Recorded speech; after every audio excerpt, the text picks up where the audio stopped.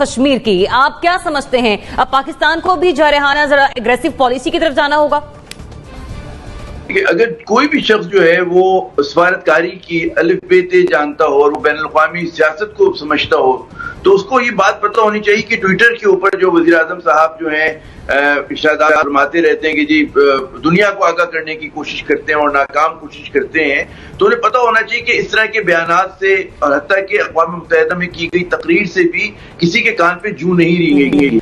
बैनुल-अक़वामी सियासत जो होती है मफादात का खेल होती है और कोई और कौम जो है वो आपका आके मसला हल नहीं करा सकती। आपको अपने मसले, अगर वो आप समझते हैं कि आपका मसला है, तो वो मसले आपको खुद हल कराने होते हैं। तो हमारी जो मैं समझता हूँ कि रियासती पॉलिसी की कमजोरी है, सबसे कमजोर पड़ी है, क्योंकि वो यही है कि हम लोगों ने 5 अगस्त का जो वाकया किया था मोदी साहब ने, और उसके साथ जिस तरह से उन्होंने मतलब कश्मीरियों के हकूक को सल्ब किया और जो उनकी आईनी हैसियत को तब्दील किया और अपनी तरफ से इस मसले को हल कर लिया कि उन्होंने भारत का हिस्सा बना दिया कश्मीर को, और अब उसके सिर्फ फॉल आउट को उन्हें मैनेज करना है, तो उन्होंने जो करना था कर लिया।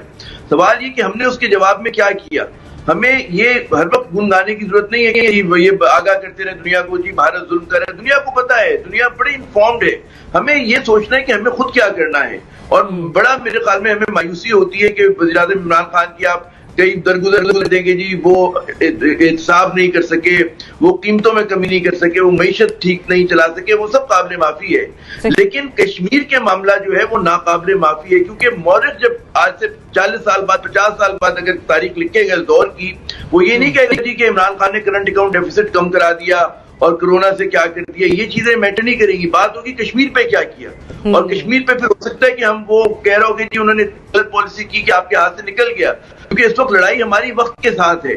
जैसे जैसे वक्त गुजर रहे हैं, भारत वहां पर जो है डेमोग्राफिक चेंजेस ला रहा है, वो वहां पर अपने कब्जे को, तसल्लुत को मजबूत कर रहा है। वो कश्मीरियों के दिल जीतने नहीं आया, वो वहां पर तसल्लुत कायम करने के लिए आया। और कश्मीरी जो भी रेजिस्टेंस कर रहे हैं, मज़ाहिमत कर रहे हैं, वो तना कब तक जारी रखेंगे? मतलब आप ये कह रहे हैं बहुत हो गई तकरीरें, बहुत हो गई ट्विटर पर बयानात, अब हमें अपनी पॉलिसी को थोड़ा सा एग्रेसिव करना होगा, पुष्पानी करनी होगी, मजबूती से करनी होगी, और रिगार्डलेस की दुनिया किस क्या रद्द अमल का मुजाहरा करती है।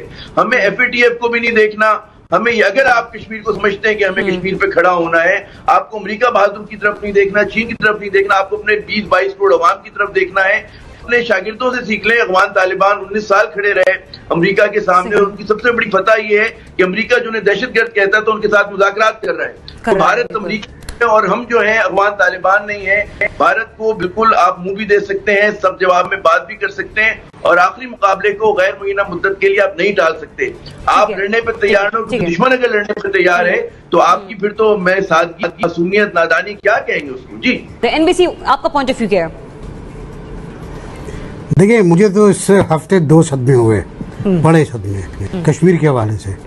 मेरे नावल का एक किरदार एजाज नाइको शहीद हो गया, उसको घेर के मारा गया, उसके हाथ पैर अपनी माँ से मिलने गया था वो, और खाना खाते हुए उसको पकड़ा गया, उसके हाथ पैर बांधे गए, और फिर खड़े होने की कोशिश की उसने और कहा मारो मुझे, और फिर उसको बस्ट मारा गया उसको।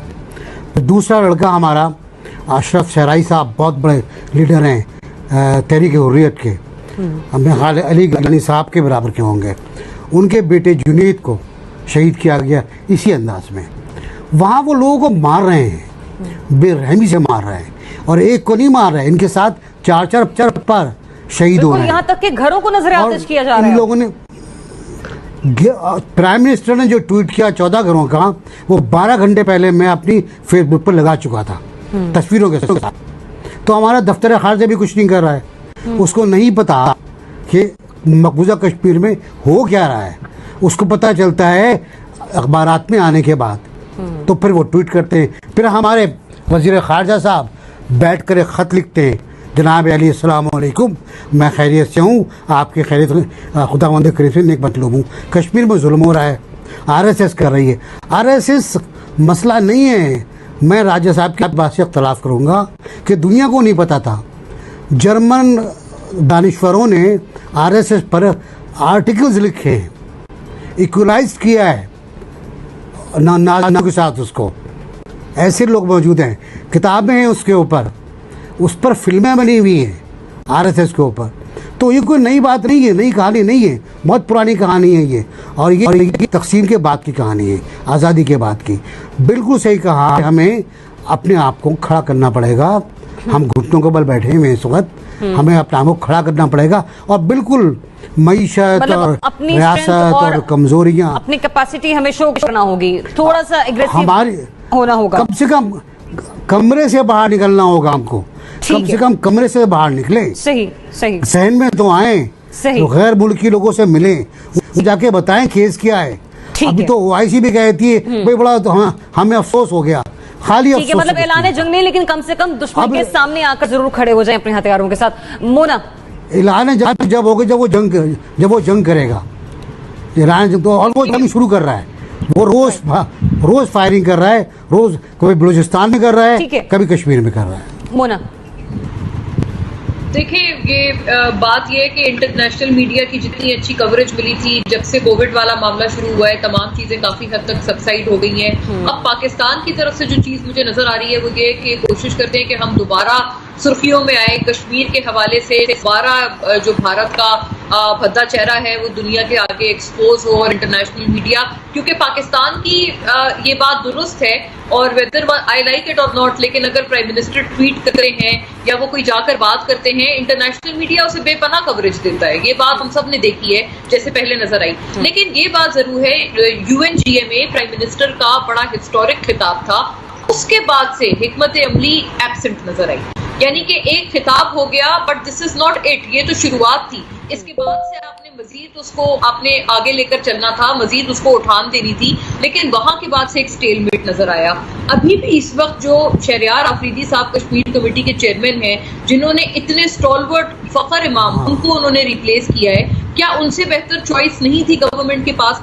मैं कहने का मकसद ये, मैं बिल्कुल इस हक में नहीं हूं कि हम वहां पर जाकर कोई इश्तियाल अंगेजी करते हैं। बिल्कुल हमारा अगर आप साइज देखें मिलिटरीली तो भारत से हमारा कोई कंपैरिजन नहीं है। हम अपने आप को डिफेंड जरूर कर सकते हैं, लेकिन हम एक ऑफेंसिव लॉन्च कर ये एक्सपेक्ट नहीं कर सकते हैं कि हम ठीक रहेंगे। ये बात बिल्कुल ठीक है, आई एडमिट दिस, लेकिन हम डिफेंसिव बहुत अच्छा कर सकते हैं। हमने अभी 2019 में भी 27 फरवरी को कर दिखाया है।